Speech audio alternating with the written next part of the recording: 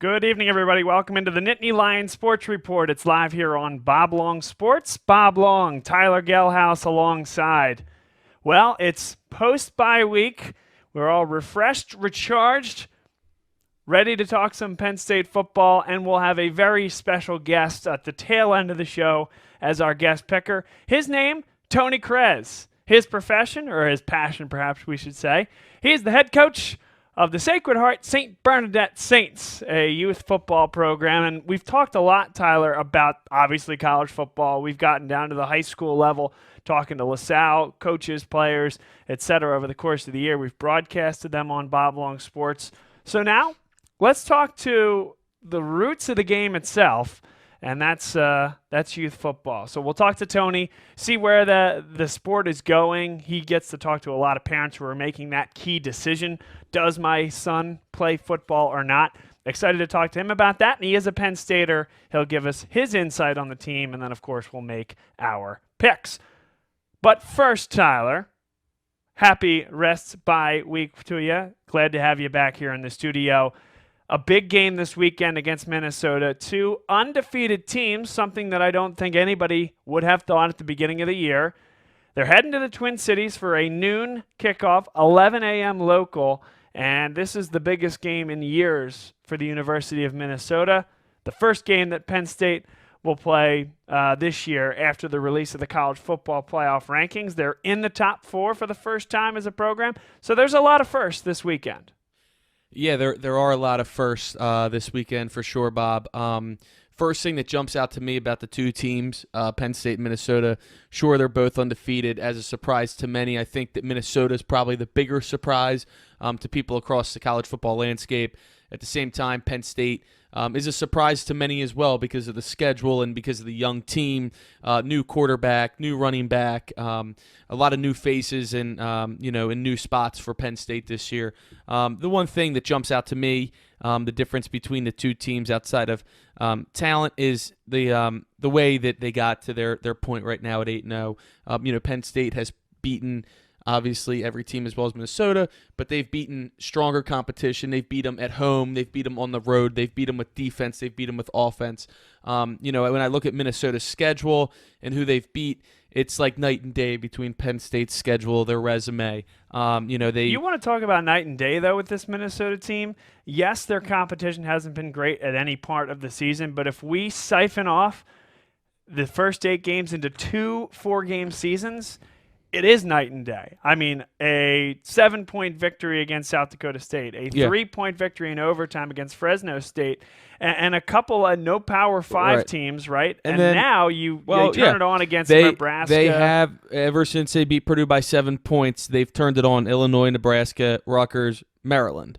Not that any of those teams are world beaters by any stretch, but they have been impressive wins, like you said, after their slow start was squeaking past some inferior teams, if you will. But also, they haven't. I read somewhere that they haven't played against a team's starting quarterback since, I believe, the Fresno State game or the Georgia Southern game. Obviously, Purdue's had injuries at quarterback. Illinois did as well, and Nebraska, Rutgers, and Maryland have all been going through like a quarterback carousel almost right now. So they haven't. What I'm trying to say is, Penn State's battle-tested right now. I'm not so sure Minnesota has, although their games as of late have been impressive. I'm just not sure if they definitely haven't seen a team like Penn State, put it that way, and Penn State has seen better teams than Minnesota, for what it's worth. Well, on the quarterback thing, if you had asked Minnesota if they were going to face Penn State's starter in the spring, you might have thought that was going to be Tommy Stevens. Now it's Sean Clifford, so there you go. You can throw that string all the way down the alley if you want. But, hey, listen, this is going to be a tough football game. Minnesota, almost no matter what quarterback they're playing, they're beating Nebraska big. They're beating Maryland big. Yes, those, as you mentioned, aren't great teams. But I siphon this up into 2 4-game seasons thus far for Minnesota. They're coming off a bye. There's nothing to look past with this team. They're really strong. They have a quarterback who has been unbelievable, Tanner Morgan, the all-purpose yardage leader in Minnesota football history. Rodney Smith, Mohamed Ibrahim, and Shannon Brooks, the three-headed monster. All three of those guys are averaging 4.5 yards per carry or more, Tyler. And we're going to talk in the Blitz segment where we go to the whiteboard about how the interior defensive line for Penn State is going to be affected without Antonio Shelton, who was suspended for spitting on a Michigan State player. So he won't play at all, and it will be a little bit of a different rotation for Penn State. We'll talk about what that's going to look like, different looks that they can put their way. But you have a team in Minnesota that is better nationally running than they are passing, and they're going to try to rely on that with a slightly depleted Penn State defensive line. And I'm excited to see what that's going to look like. And you mentioned that Minnesota likes to run the ball. They're not afraid to pass it either, as you mentioned. Tanner Morgan's having a pretty good year at quarterback there. They also have two very good wide receivers on the outside, in Bateman and Johnson. It sounds like John Reed, who left the game against Michigan State, the bye week really helped him. It looks like he'll be good to go, which is big to have he and Castro Fields out there for the majority of the game at corner, because these are two really, it's a good wide receiver tandem that the Gophers have. But like you said, they like to run the ball. Like any other game, it's going to be key for Penn State without Shelton to be able to stop the run and make Minnesota and Morgan beat you through the air. Well, you mentioned Bateman, a guy who is averaging 20 yards per catch and 6 touchdowns. And it's a pretty good passing attack as well.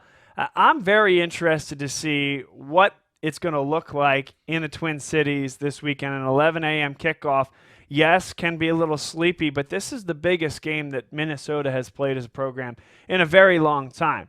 And let's be honest, this is one of the biggest games that Penn State has had in a long time as well. And so getting out there at 11 a.m. Central, that's always a concern. But, Tyler, we've talked about this a little bit. People asking the question, why isn't this a night game?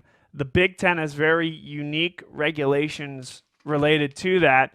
The default, if you will, is no night games. No night games past November 1st. The only way to get a night game, which is a 7 o'clock or later start, is to appeal to the conference, and both institutions need to do so in order to get an 8 p.m. kick. So if you think about this, Tyler, what incentive would Penn State have to say to the Big Ten, you know what, I'd like to lobby specifically to have this game at Minnesota, get their crowd all ramped up. Oh, by the way, it's going to be colder. We'll sit in a hotel all day. Yep. We want this to be a night game. Of course, the home team would.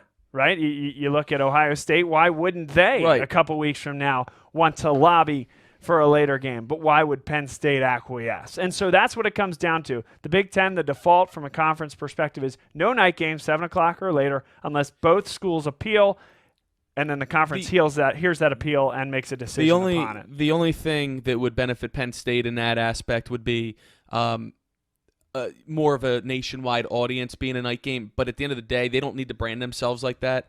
The brand's already there, so it really doesn't make any sense for them to give in to the home team, because we all know that if Penn State had that option in November to host a night game at Penn State, the opposition's likely going to say no as well, because teams don't like going there at night. So it goes both ways. It does. It is. So this is the Nittany Lion Sports Report here. Bob Long, Tyler Gehlhaus. You may be watching us on Facebook at Bob Long, on Twitter at Bob Long Sports. After the fact, we're live on YouTube, and we put that link up there, and then we're also on SoundCloud for those of you that choose to listen to us on your way to the office. So we talked a little bit about Minnesota. We talked a little bit about Penn State. Interesting time to take a look back and see where we are. And I mentioned one of the storylines coming into the season was that of Tommy Stevens versus Sean Clifford. Sean Clifford at this point 8-0 in his first 8 starts as a collegiate player. Has been good. We've seen some improvements from a footwork perspective, a pocket presence perspective, and an accuracy perspective. Most recently being able to throw the ball downfield with a bit more accuracy and the proper touch. I still think that we have unanswered questions about this team, and I had a discussion with this about this with a rabid Penn State fan, and I want to get your thoughts on this. He made the comment that Penn State, well, one, he doesn't think they're going to beat Ohio State. We have a lot of time to pick that game ourselves on this show. but thinks that they have a chance to get rocked and isn't sure that they're actually that good. He thinks the defense is good, but the defense hasn't played any quote-unquote good offenses. And I'll say this, and I want to hear your thoughts on it. I understand what he's getting at to some extent, but on the contrary, who are these teams that they haven't played? Right. I mean, yes. How many really good offenses are really out there in the college football? Yeah, right. Not just the Big Ten.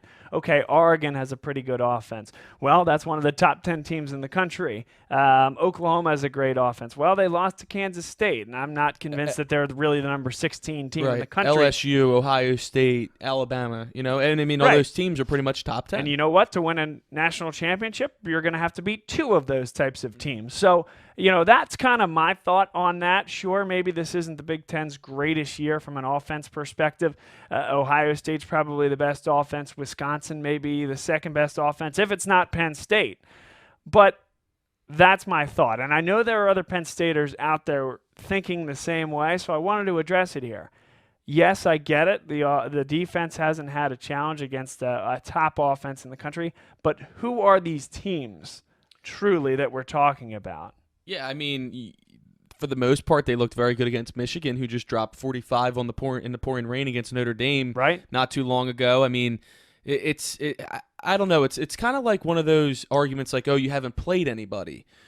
You're hearing a lot about that with Clemson right now, but it's like they are playing. Yes, the schedule's not that tough, but they're also taking care of business, whether it's pretty or not. And it's kind of the same thing. If they hadn't won by 1 point against North Carolina, we wouldn't be having the discussion. Totally that was agree an with embarrassment. You. Totally, and they really should have lost that game. But with what you're saying is with what your friend or whoever is saying that Penn State, they haven't played.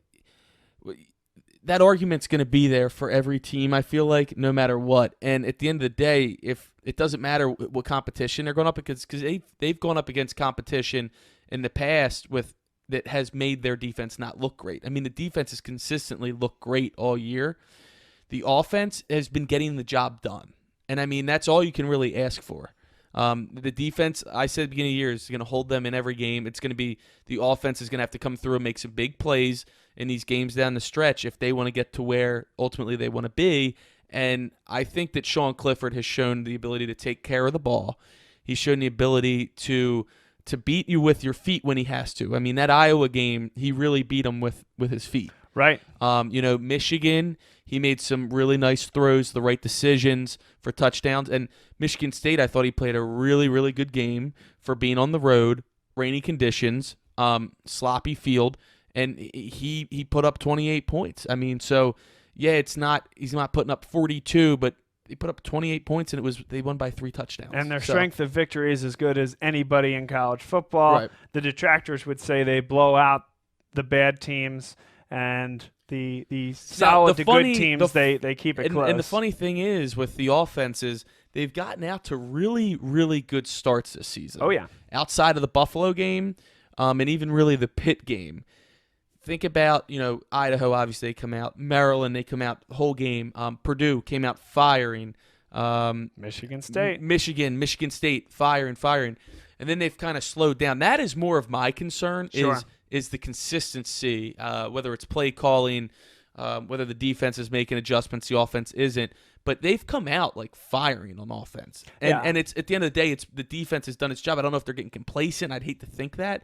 But they really have shown flashes of a great offense. Yeah, I think you're exactly right. And your point, we talk about who have they played, right? And you mentioned that you can have that discussion against a lot of other teams as well.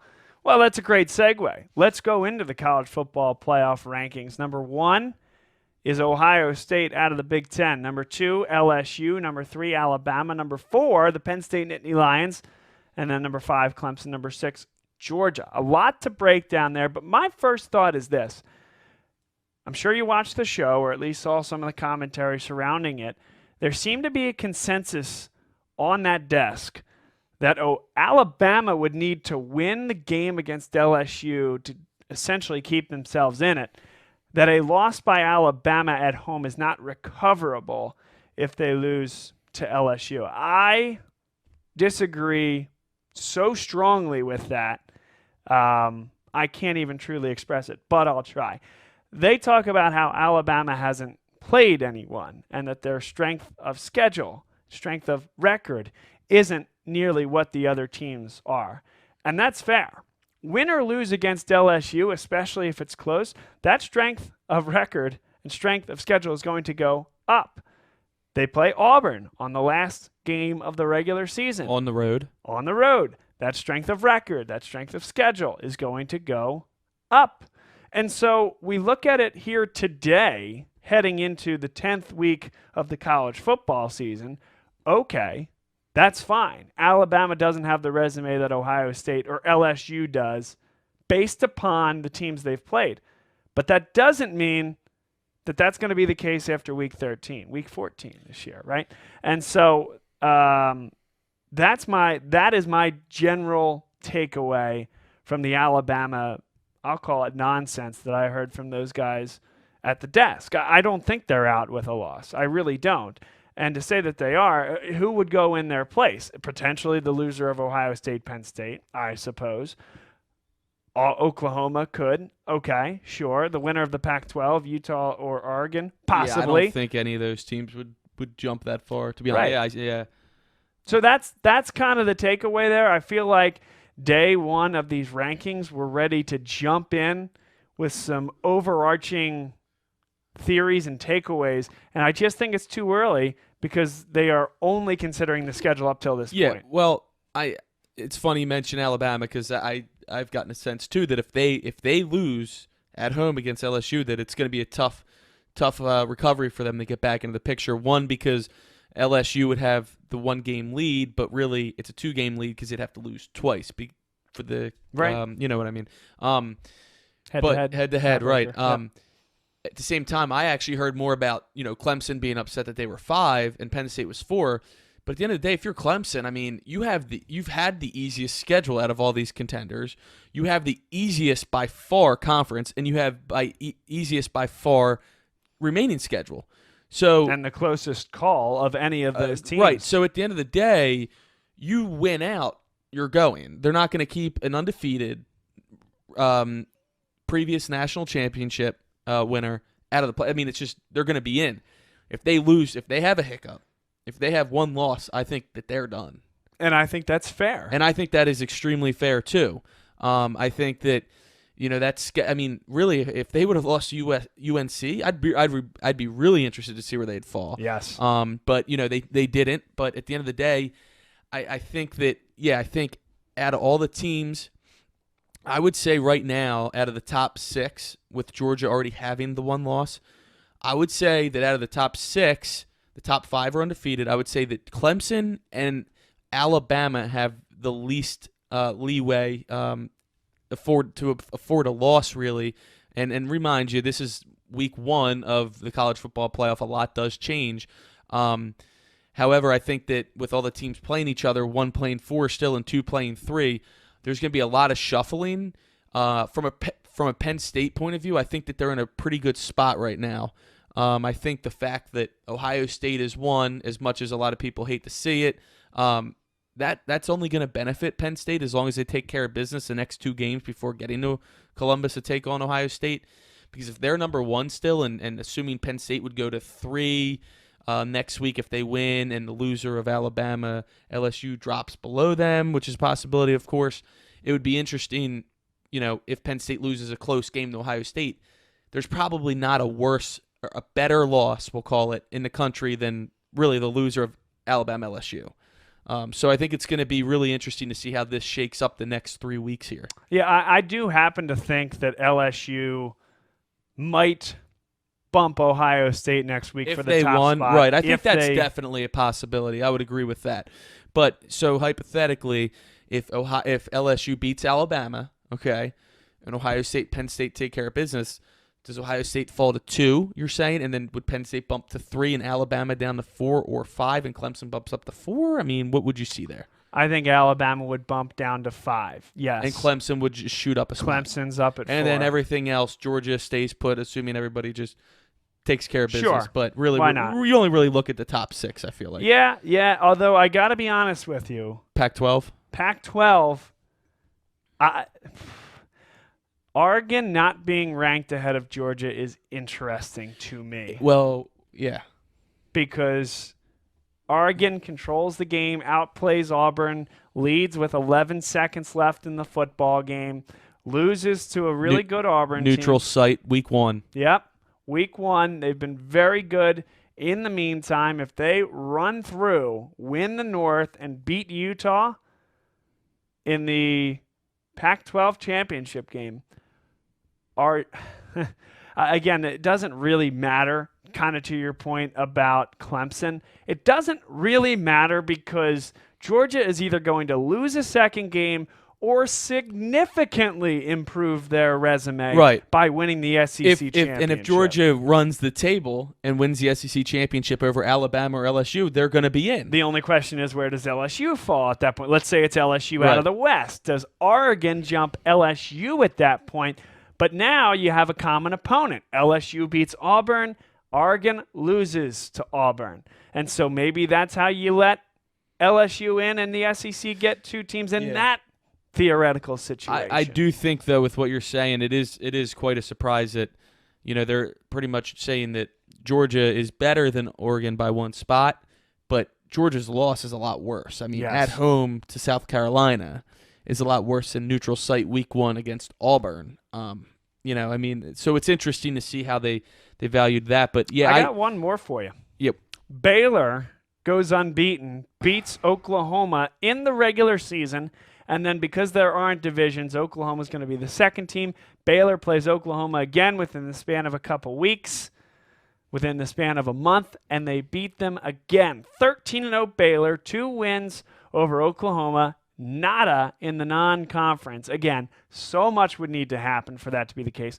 Are you leaving that team out? No, I mean they would make it for sure, but I don't see it happening. They're at 12 they're right 12. now. I mean, it's definitely, you can be at 12 and still make it. Penn State fans know that well. They got the 5. Almost. But yeah, I mean, how could you say no? But I don't think it's going to come to that. Right. Yeah, I just don't. But no, I mean, you definitely raise a good point. And I'm looking at Utah and Oregon's future schedules. I mean, there's no reason they shouldn't meet up both 11-1 for the Pac-12 championship. So that's going to possibly open a door there that not many people are talking about right now that could come to fruition. And it's the same, I think, as the Big 12 right now. I think out of all the conferences is the odd man looking out for sure. I mean, they dropped Oklahoma at 9, and that's their and then they have 8-0 Baylor, who didn't even crack the top 10. So I think that speaks volumes a little bit about the Big 12 right now. Let's bring it back to this matchup here as well. I know we talked about it in the open, but this Penn State-Minnesota game has interesting storylines from a coaching perspective as well. PJ Flack, he's got himself a new home. Well, he's had the home, but now he's building the outside structure, if you will. A 7-year extension with the Minnesota Golden Gophers. On the other side, James Franklin has had the most success that he's had as a Penn State coach, his best start. Now, his job and his status as a coach is coming up. His name's coming up in coaching searches around the country. We're talking about a USC position that hasn't even been vacated yet. We're talking about a Florida State job where they're paying a record buyout to Willie Taggart.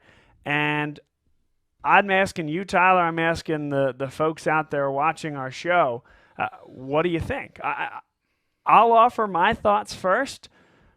Penn State can open up the checkbook, and Barbara's shown the ability to do so. She's given James Franklin more money at the last negotiations, both for himself and to hire assistants. The facilities, top-notch. The job, fantastic. The only question is Florida, recruiting hotbed. Southern California, recruiting hotbed. The ACC, at this moment, not as competitive. The Pac-12, at this moment, not as competitive as what he has to face on a day-in, day-out basis. So I think that's where some of the flames get fanned a bit. But that's the question. James Franklin's name seems to come up every single year. He responded by saying, I don't see this coaching position, my job, my status changing anytime soon. But it is something that Penn State fans were talking about. I think the bye week might have something to do about that as well. If it were me, and obviously I'm not James Franklin, but rebuilding Penn State from what it was from really when Bill O'Brien took over, and what it has become now. That didn't happen overnight. It took years. I don't know why he would want to go do that at another school after he got Penn. He's pretty much has Penn State at a legitimate playoff contender year in and year out. You go to a USC or Florida State, which are traditional powerhouses, but at the same time, you talk about the recruiting hotbed. Not that Penn State has a very good recruiting area too, with Pennsylvania, New Jersey, Delaware, DC, DMV, Maryland, Virginia, which they've pretty much owned recently. I just don't know why a coach would want to, unless he doesn't like the State College area or sees it as better living for his family, why he would want to leave something he's built up and you're in contention year in and year out to just go somewhere to start over pretty much. I think they're really close to breaking through to the playoff. Whether or not it's this year remains to be seen, but they're in a pretty good spot to do that. To me, I think that it's he's done a great job at Penn State, and it's being recognized around the country. That wasn't too long ago. Penn State fans wanted him out halftime of the Minnesota game in 2016 when they were losing. How the tables turned. Yeah, and they came back, won in overtime, and ended up winning the Big Ten championship that year. They were yelling fire, fire, fire, fire, James Franklin at halftime, and now you have USC, Florida State apparently would love to interview him for the coaching gig. I think it's a testament to what he's done here. I don't know why he would go to rebuild another program after he's gotten Penn State so close to getting to that next step, that college football playoff national championship. Unless he has other aspirations, it just wouldn't make sense for me. I'm with you. Any other thoughts leading into this game, leading into the college football playoff initial rankings before we get to our Blitz segment? Well, I would like to talk about it a little bit because specifically Penn State, Minnesota, because they came in, I think Penn State coming in at 4 is a surprise to a good amount of people, and you just wonder how the team handles that type of success. You can't get too caught up with being number 4. That doesn't mean really anything right now outside of the number. You're not already in. There's still 4 or 5 weeks left of the season. And then Minnesota, on the other hand, might be feeling slightly disrespected coming in at 17. They see a Baylor team at 12 that's 8-0. Well, look, we're Minnesota. We're 8-0 too. Baylor has some better wins. So I'm going to be interested to see how the two teams come out because both coaches are really good motivators. Franklin and Fleck, pretty similar coaching styles as well. So I'm interested to see how those teams come out, kind of getting opposite ends of the initial playoff ranking. Yeah, listen, if the culture that James Franklin preaches means anything at all to those players, and I think they are bought in, I don't see that as an issue. I really do not. The only thought is there a look ahead to Ohio State? But even a loss here, and again, I don't think it happens, but even a loss here would allow Penn State to then have to win out. Right. And that would be beating Ohio State. That would take a head-to-head tiebreaker to the last day of the season, and they would go to the Big Ten championship. And probably at that point, because Minnesota currently has a 2-game lead in the Big Ten West, that would probably lead to a rematch. Again, in that theoretical situation. Yeah. I don't see it as an issue. I think they come out and take care of business. I don't know if it's going to be an issue or not, but you have to remember, at the end of the day, these are college kids. No matter what your coach is preaching and the culture in the locker room, you can't get too high and think, okay, we're 4, we can kind of just, we're good. And, you got to come to play every week because we've seen it already this year with Georgia and South Carolina. I mean, crazy things happen. You got to be on your game more than ever now. I mean, really, this is a stretch run coming up. Yeah, I'm with you. This is the Nittany Lion Sports Report. Bob Long, Tyler Gehlhaus here. We're going to take a quick break, come back on the other side, and it's time for the Blitz. There was a big change in the personnel for Penn State going into this weekend's game. Interior defensive lineman Antonio Shelton suspended for the entirety of the Penn State-Minnesota game, a Minnesota team that loves to run the football, 3 guys averaging about 5 yards or more per game. What different looks can Penn State employ, and what is Brent Pry going to do in order to stymie this Minnesota attack? But we'll be right back to talk about all that in front of the whiteboard. This is the Nittany Lion Sports Report on Bob Long Sports. Your neighborhood like Dunphy Ford. Nearly 40 years. Right here on Frankfort Avenue. Generation after generation. Our neighbors continue to be our customers. We have access to the cars and trucks you want with financing you need. Dunphy Ford is Northeast Philly's first choice for America's #1 brand. 7700 Frankfort Avenue in Mayfair. Online at www.dunphyford.com. Come experience the Dunphy difference. You'll be glad you did.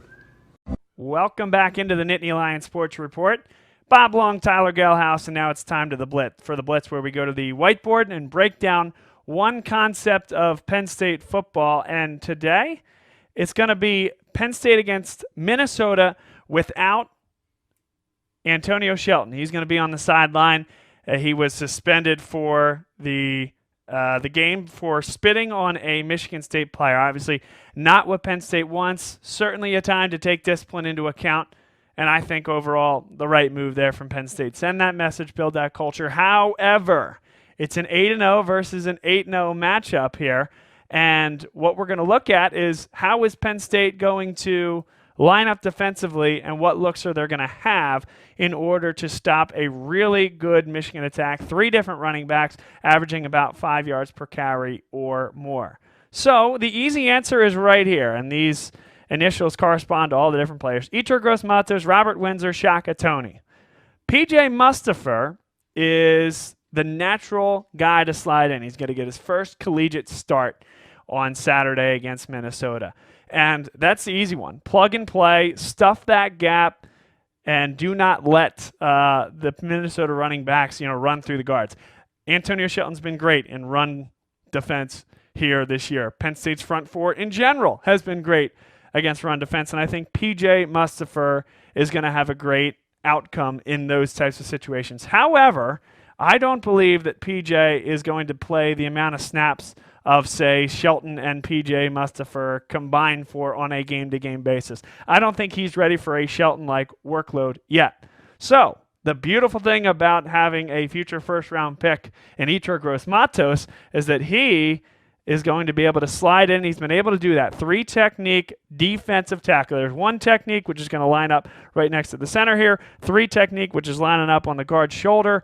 And he has the ability to play both positions. So, who does that open it up for? Well, Jason Alway, who in third down, pass-specific situations, came in against Michigan State, forced a fumble, had a couple great rushes. He has been fantastic. Brent Pry is going to have a challenge here, no doubt, on Saturday afternoon, morning into afternoon, as to how to engineer this, but he has a lot of options. We've even seen Judge Culpepper, and I do not see Judge Culpepper getting a whole bunch of snaps, but a guy getting some reps at the end of these games. They've even done things where let's bring Yetur Gross-Matos back out here. We're going to move Robert Windsor essentially right over top of the center in a true nose guard. Here's Shaka Toney. And all of a sudden, Micah Parsons can provide not a fist down type of guy, but another edge rusher. And I think that's going to be interesting. You can move Yetur Gross-Matos this way. Parsons can become that fourth, essentially, defensive lineman. So there are a lot of ways that Brent Pry can work with this. But again, we'll start with what I think is going to be the base package, which is Robert Windsor here at the 1 defensive tackle spot. P.J. Mustipher getting a lot more snaps here. Yetur Gross-Matos over here. That's your base package. Micah Parsons heads back to his weak side linebacker position. But do not be surprised if P.J. comes off and we get more 3-4 looks. A 3-4 defense isn't something that this team will do all that often, but at times it's going to be the case, and I think some passing downs. If Penn State can get an early lead and kind of carry that into the second half, I think what we're going to be seeing is more Windsor, Toney, Gross-Matos, 3-4 look, have the 4th linebacker in there, bring Parsons up. That might provide an opportunity for Brandon Smith to get out there and just show some different looks against a Minnesota team that, they don't need to prepare for Antonio Shelton, but actually what that allows Penn State to do is be way more creative with their front 7. Different looks, different situations. Yetur Gross-Matos with all the flexibility in the world, and of course a true sophomore in P.J. Mustipher, who has more reps than a sophomore would normally have at that position, without a doubt. He's ready for this moment. I think Brent Pry has the creativity to be very successful. So there's a lot going on here, but suffice it to say, the base look is going to be P.J. Mustipher at defensive tackle getting the start. Next look, Itur Gross-Matos sliding inside to 3 technique and either putting Jason Awe or putting Micah Parsons over that way in more of a 3-4 look. That's huge. I think Penn State has the creativity and the deployment personnel to be able to be very successful, something that, let's be honest, 3 years ago, we would never be having this conversation, and that's a good conversation to have. That's the Blitz segment here this evening. We'll head it back to the studio. We expect our guest to come in shortly, Tony Kress of the Sacred Heart St. Bernadette Saints. He'll make his picks. We'll talk a little bit more about the weekend and much more.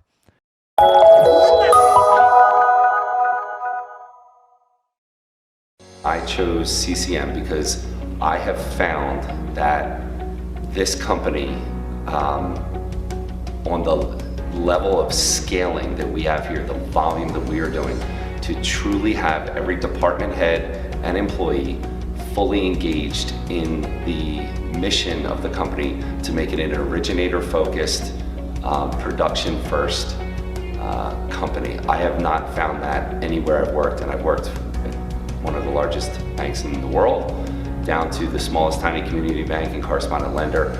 No one has been able to consistently deliver that message.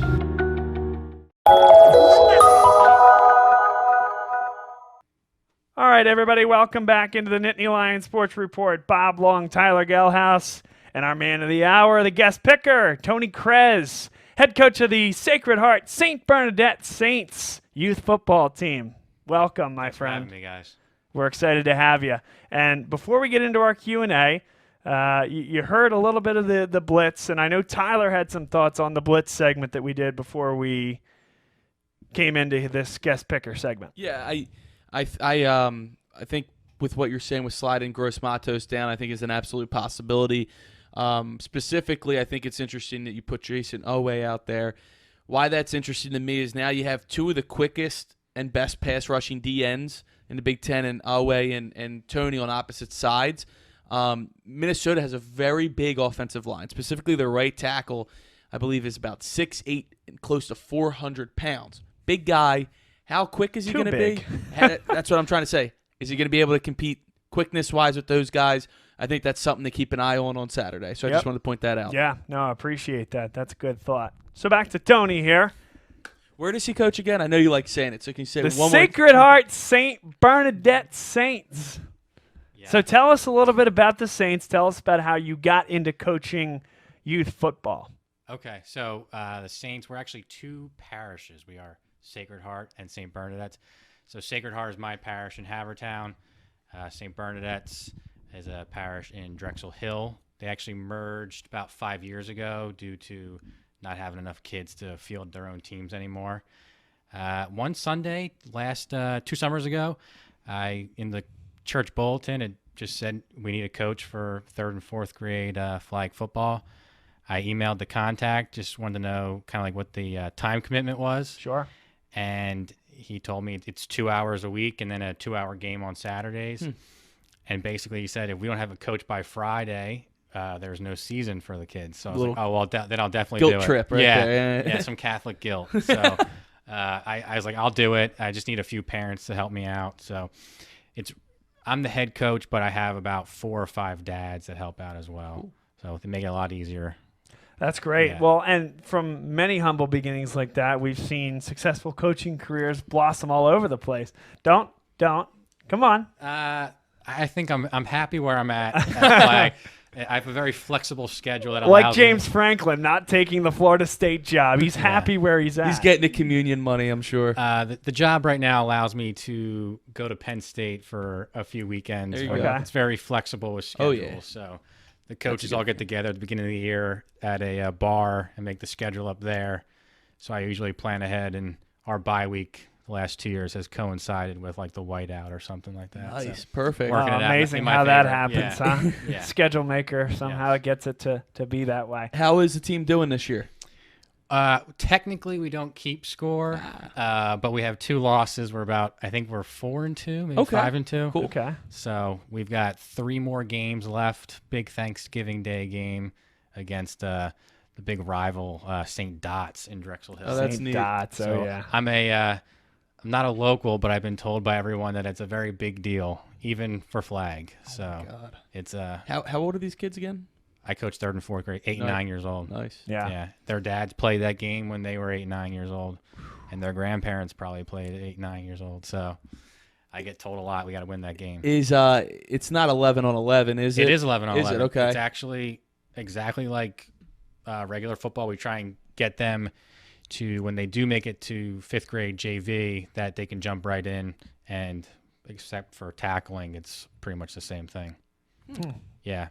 I didn't realize when I signed up it was going to be 11 on 11, but it was. It actually makes it easier because you can kind of, I don't know, many 7 on 7 plays. Can the lineman block still? Yeah, they struggle. There's rules in place for technically the defensive line is supposed to line up head to head with a lineman so the kids don't get confused. They're supposed to engage. They're not supposed to shoot any gaps.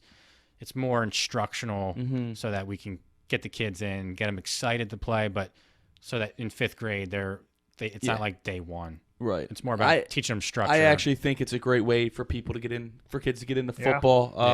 I don't think that you should be hitting at that age.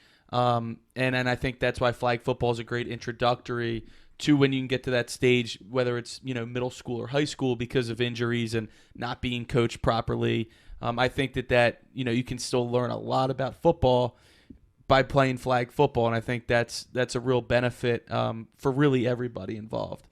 I actually have. Oh, sorry to interrupt. No. I actually have a dad came up to me this year and said his son was borderline not going to play tackle next year. Had a really fun game, first game of the year at linebacker. He made like 3 tackles, 3 flag pulls, whatever you want to call it, and he's 100% locked in. He's going to play tackle next year. So someone that probably wouldn't have given tackle the time of day last year, now he's probably going to play. It builds confidence and all that. So that's great. It's neat. Well, and this might be a dumb question, but it's kind of where I want to go with this to some extent, and that's the teaching of the principles of the game to those that will continue with the game. The game's kind of in a tough spot here. Yes, that's the meeting that I talked about where we make the schedule. The commissioner says numbers are down everywhere, not just CYO, but football in general. It's down, and it's no surprise. I mean, it's in the news all the time: concussions, CT, all that stuff. So, where do you fall on all that? I don't know. I'm not a scientist. I think the equipment that football players have, it's meant for protection, and I think a lot of people use it as weapons. The just going all out at somebody with your shoulder right into their head. I mean, who would think that's safe? But they're improving helmets from what I understand. But maybe that's not what I did not actually mean to put you on the sorry. spot with some large philosophical question. It is somewhat of a philosophical question, but I mean, where do you stand on, putting together programs, coaching kids? How do you feel that, kids being taught a certain way when they're young is going to affect how they play later and really the game of football overall over the next 10 to 15 years? So it's still philosophical, but not where do you stand on concussions? It's, what they learn now, I don't think anyone in the pros is like, here, guys, this is how you properly tackle. It's done now. Right. Even in high school, you're probably not, they're probably not taking too much time to teach how to tackle. That should have been done years, 5th and 6th grade, stuff like that. So I think the pre-high school, even a little bit of high school, that's the foundation of it. You gotta get it right there. Teach them the proper techniques. Yeah. So I just want to jump in on the numbers being down. It is an interesting thing. I'm PIAA certified for football refereeing, and I do the chains a good amount on Friday night for chain crews. And one thing I've noticed is numbers are down. A lot of teams aren't doing 9th grade teams anymore. A lot of teams actually are having trouble fielding a junior varsity team. So now you're seeing, and now they're dressing 9th through 12th grade on the sidelines, and it's really not. It's less than 50 guys in many circumstances. Some of the smaller schools, Valley Forge Military, I'm trying to think who else, like Devon. Is it Devon Prep? Some of the smaller schools are actually I don't know if it's 8-man or 7-on-7. It's either 8-on-8 or 7-on-7 because their numbers are down, but they still want to play football, and it's just a different style game, and there's less guys on the field really. So I mean, something to keep an eye on too for down the road. Well, I think it's awesome, Tony, what you're doing. Thank you. I've always known you as a football savant and a guy who loves the game. So it's a really cool way to give back. And I would ask you, through 1+ years, almost 2 years now, right, what your biggest takeaway from all this has been. The last 2 years the expectations were, I think the kids would love it. They'd learn. I'm learning a lot too. It's even at this level, you have to adapt. That's what I think I'm learning is adapting. I came in last year, we basically I formation we'll do a power offense, and it's flag though, so any kid can just get a hand on a flag and it's over. You opened it up to the spread this year, so we're in a shotgun, 2 backs, nice, 2 tight ends. Oh, we man, 22 personnel from Tony here. We do some motion, and the motion does nothing, but the kids, he's moving. You tell them you're in motion, they think it's cool. Yeah. So you're moving. You just keep it's not so much about what's going to make sense. It's just have fun. Have you implemented the Philly special? So last year we had the Philly special ready to go for Thanksgiving, and we thought we were getting the ball back one more time, and varsity had to come on for their game. They so called it early. So we didn't get a chance to. It's my biggest regret as a coach. You saving it for this year? Oh man, St. Dots watches this. Yeah, I know. It's good. You never know. I know. We might try something different this year. Okay, cool. There you go. Maybe a direct snap type of thing. There you go. So we got 3 weeks for that. So we'll see how that goes. I'm sure the preparation has already started for that one. Yes, we actually already played them once, so we didn't show them everything we had. There you go. Spoken like a true coach. That's great. Well, it's a great story, Tony. I love the story, and we wanted to get a sense for where grassroots football was at, because we do obviously all college here, but we talk a lot about high school. We broadcast high school stuff here on Bob Long Sports. So. Well, if you want to come to a game, we got one Saturday, 8 a.m. Wow. It's going to be 25 degrees. Ooh. I already checked. So I think I'll be sleeping. Feel free to stop by if you guys want in Havertown. Who's paid for the broadcast? That's what I was going to say. Hey, he's got LaSalle prep at night, but he's available in the morning if you want to hire him. Wow. We were the Thanksgiving Day game. The varsity game was up for the WIP Turkey Bowl, so they came in 4th. That went to Penn Ridge Quakertown. I heard. Yes, they won, but we were. And what does that mean? They do a radio broadcast of it? Joe DeCamera and John Ritchie actually go call it. I think Howard's on the sideline. Yeah, it's pretty cool. So it's like the 3rd year they're doing it. So we came in 4th this year in the voting. So we were close, and we were the only grade school team. We'll have to vote next year. Man, we had you on a few weeks too late. I know. Yeah, it just ended next year we'll put them up a little bit. That's so right. We'll get the votes out, and we'll start publicizing. Absolutely, mid-October. Get those St. Dots people watching the show as well as Sacred Heart and St. Barney's. St. Bernard's. Yep. No and doubt. St. Andrews technically, but they didn't get naming rights for some reason. Brilliant golf course. Yes. All right, time for the Pick'em segment here, Tony. We have 2 6-0 competitors, and so we already know that we're having a playoff on the week of Thanksgiving, that Tuesday evening. The question is, will you join them? I wish you the best. Thank you. All right, Tony. So what we have 5 head-to-head games. Pick the winner, and then we'll go number 6 will be Penn State and the line for that game, the spread, I should say. All right, so we're going to start off with arguably, you know what, we'll go opposite because I'll save the best for last. So let's go Appalachian State at South Carolina. Okay, so I'm going first here? You're going, guess goes first. All right. I'm going to go with South Carolina. South Carolina's home, I believe. They are. I'm going to go with the home team on that one. Yeah, I like South Carolina here as well. I just think they're a better football team than App State. They've had a great year. Don't get me wrong. But if App State somehow wins this game, What does that do to the number 6 Georgia Bulldogs, who are in the college football playoff ranking right now? Obviously, all of that is, because they lost to South Carolina. Obviously, everything's ahead of them still for Georgia. They would have to beat a lot of good teams in order to get to the college football playoff, but that's my question. But I am taking South Carolina. I'm going to go Gamecocks as well. I just think, playing in the SEC, they're playing tougher competition throughout the year. I think it benefits. South Carolina really needs this win too for bowl perspective, and because they have some tough games coming up still. They still have to play Clemson. They still have some pretty tough games and become bowl eligible. They're really going to need this one. So I'm going to take South Carolina as well. Home team, night game. I will take the Gamecocks on top. They're 4-5, and they still have to go to A&M and Clemson.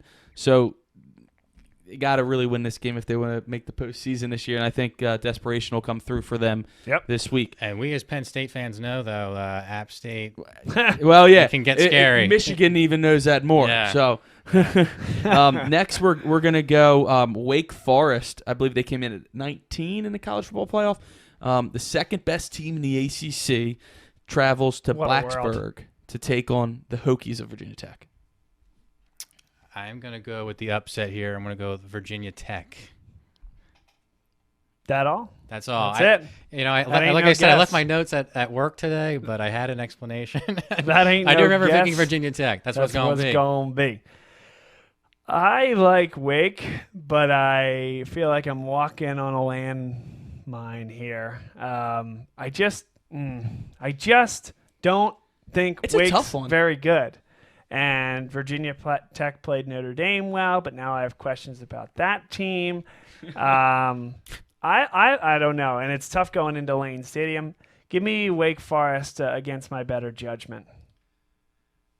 I'm going to go Hokies here. Yeah. I think I think they played. Probably the pick. They really, for all intents and purposes, should have beat Notre Dame last week.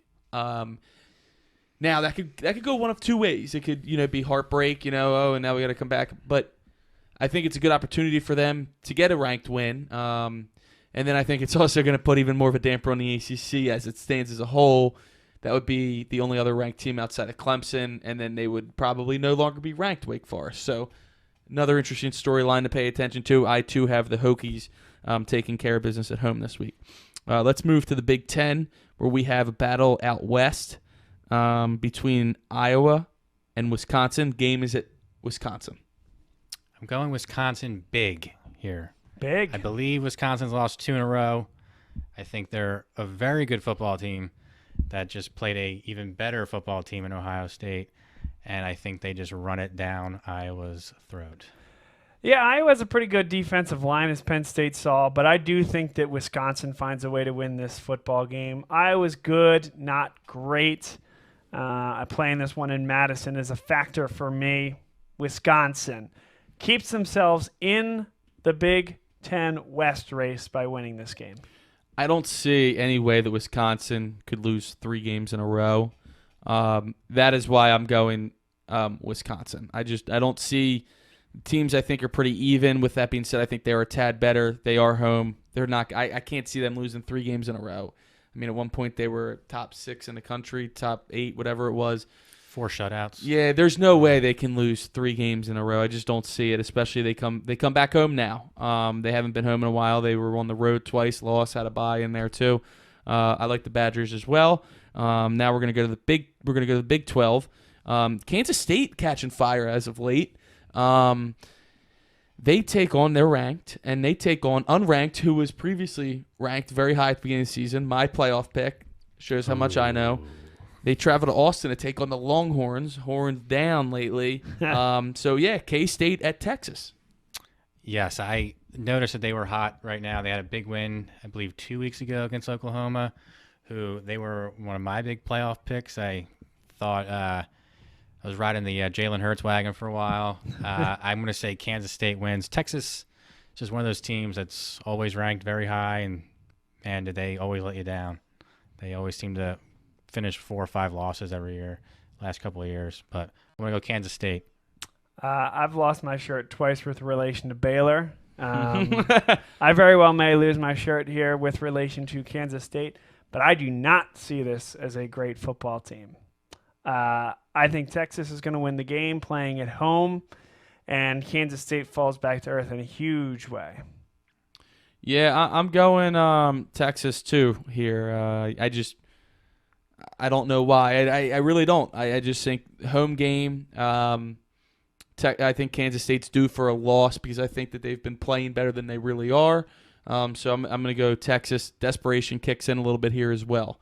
And now finally, we'll get to the biggest game, unless you're a Penn State fan, of the weekend. New college football playoff rankings are out. Number 2, LSU travels to Tuscaloosa to take on number 3, Alabama. 3:30 CBS. I really want to pick LSU.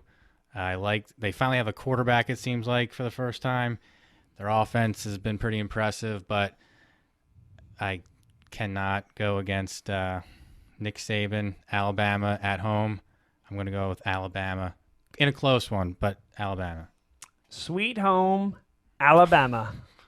I think Alabama wins the football game as well at home. They're disrespected right now. People think LSU's a better football team. Are they? I suppose we'll find out. Tua, clearly a big factor here that we don't really know yet. If he's at full strength, I think they win. If he's not, well, then I maybe made the wrong pick. But listen, I think that Alabama was disrespected this week at times by people talking about them as a, hey, if they lose this game, they're out of the playoff. Poor Alabama. Hey, listen, I don't care. I just think that they were disrespected slightly. They are still, in my mind, the best program in college football, and I think they win this football game against LSU, a team that has a tremendous offense, yes, kind of sputtered through a pretty good Auburn team, but did nonetheless. I like Alabama to win this game, in the game of the year, we'll call it, until 2 weekends from now. Hopefully, yeah.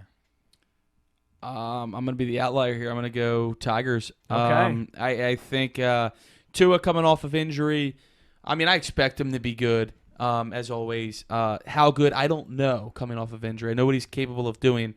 Burrow at LSU has been consistent. They finally have a quarterback, like Tony said. They also have phenomenal receivers, phenomenal play caller in Joe Brady. They lost a couple guys on defense. Divinity, one of their top defensive backs, left the team for personal reasons. But I think LSU's due for a win like this. It's been a long time coming for them. They're the talk of college football right now. A lot of people thought they should be 1. Ohio State should be 2, whatever. But I think Coach O. I think that Joe Burrow, and I think that the LSU offense puts it on Alabama enough to win the game. I think it's high scoring. I think we're used to seeing they had what was it? Was it 9-6 game of the year, game of the century? Yeah, I mean they've had some really low scoring defensive 3 missed battles. field goals for Alabama in that game. Yeah, I think this is a little bit more of a shootout. I think it gets to the 30s, and I think it's a very entertaining game. And I think LSU pulls it out late, despite Alabama feeling disrespected. I think LSU's due for a win like this. Very quick anecdote about this. You may remember this. 2011, we were doing our show up at Penn State as a junior, I want to say I was, and I argued so strongly that Alabama was the best team in the country leading into that game. And for all intents and purposes, they outplayed LSU. Special teams didn't come up big. I get it. They lost the game. They deserved to lose the game. Next week, I did my college football top 25 ranking. Who was number 1? Alabama again. Took flack for it for the next month and a half, 2 months. And then Alabama delivered one of the biggest butt whoopings in the history of the BCS National Championship on LSU. Is that when LSU didn't pass a 50-yard line the whole game? Jordan Jefferson was the quarterback. They didn't. It was get like past. the last fourth. What was in the fourth score quarter. of the It was game? 21-0. Exactly the way you'd expect them to get there. It was like Turn. 3 field goals, of touchdown and a missed extra point. There was a safety in there. Somehow they got to. They were like 15-0, and they with a safety in there, and they scored a touchdown and then missed the extra point. And it was 21-0. And I remember that LSU did not get past midfield. Yeah. It was until the fourth quarter. It was bizarre. Yeah, it was So, something crazy like that. One more anecdote, a second one here. one of the greatest troll jobs I've ever seen. LSU basketball plays at Alabama early in the SEC schedule that year, and LSU walks the ball across midcourt, and the arena gives them a standing ovation. One of the best troll jobs That was I've good. ever seen. And it's available on YouTube. Yes. It is recommended. I've seen that before. That's very good. Anyway, we're going to get on to the second biggest game of the weekend, if you will. We're going to go Penn State, 6.5-point favorites right now, 7 in some places. We're going to call it 6.5 at Minnesota, 12 o'clock Eastern start, 11 a.m. Central Time. Mm-hmm. Give us, if Penn State covers, if they don't, and also give us a prediction and a key to victory, if you would, or defeat. Geez. Okay. Well, I'm going to say Penn State wins. I'm going to say they don't cover. Okay. I think both teams 8-0. I don't think Penn State is as good as they are ranked right now. I think 4 is pretty generous. Minnesota hasn't really played anybody yet. If you look at their schedule, their 3 toughest games are in the next 4 weeks. They still have to play Iowa and Wisconsin. Start of their season, they barely were winning these games. Their offense kind of found a groove, it seems like, these last few weeks. They got a very good coach. I think they're good. I don't think they're – I think we're better. I'm going to say we're better. It could come down to coaching, which I wouldn't give us the edge with. I just think right now Minnesota's on the rise. They're just at the beginning of the rise, and I'd say – that was us maybe 3 years ago. We were on the rise and we were established. And I think we had the better players. So I think we win, but I'm going to say we don't win by much. Gotcha. What do you think? What do you think the score's going to be? Oh, geez. Obviously, winning less than 6 points, I guess. Yeah. Well, it depends on which Penn State shows up. It's the first half scoring Penn State or the second half scoring Penn State. I'll say something like, let's go 28-24. Okay. Cool. That's good. I like Penn State to cover, win and cover. I think they win by about 14 points. Let's call it 2 touchdowns. That second touchdown may come late in the game, but I do think that they have done a nice job getting started early. And, teams have started to come back, yes, but I think they get out early, and that's going to help them. You can kind of pin Jason Otway's ears back. Yetur Gross-Matos is going to have a huge role in this game. I can't really see it going any other way, given some of the losses, including Antonio Shelton on that front 7. But I think they do really well. I think they win this game, build the momentum going forward. Minnesota, they've had an unbelievable last 4 games from a differential perspective. The first 4 games of the season were, quite frankly, embarrassing with their margin of victories over not very good football teams from non-Power 5 leagues. However, yes, they've played well in the last 4 games. I think Penn State's a better football team and wins, we'll say, 14 points. So 31-17, we'll call it. Bob's had a great read on the season so far. We've both been really close, but you've been like dead on with Penn State this year. So if you're out there betting, listen to Bob. But don't come exactly. Don't come asking for his money though when you lose. I do think, as well as Bob, that they're going to cover. I actually think they're going to cover for Tony's reasons. Though he doesn't think they're going to cover. I think Minnesota's on the rise, and Penn State's been there.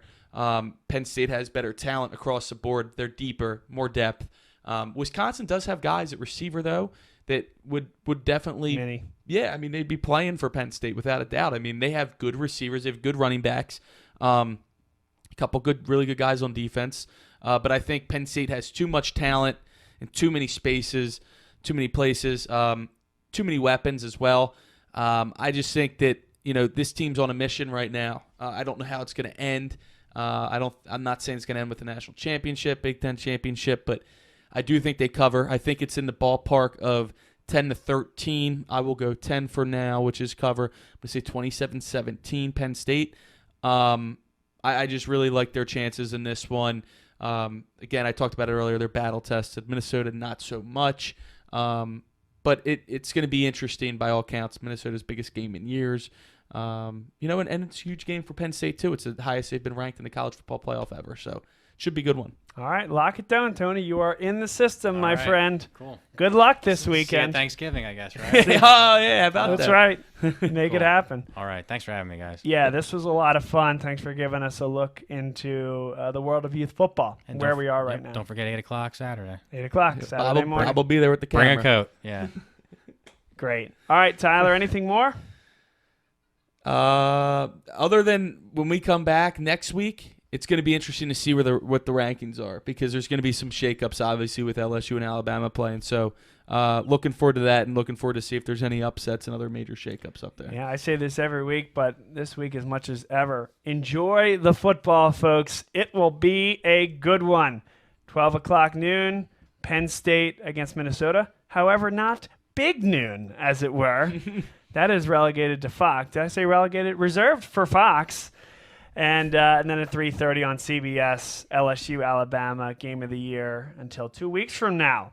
Tony Kress, our guest. Thanks again to him for being with us. Tyler Gehlhaus, my co-host as always. And I'm Bob Long saying so long. This is the Nittany Lion Sports Report here on Bob Long Sports. Enjoy your evening, everybody. And until next week, see everybody later.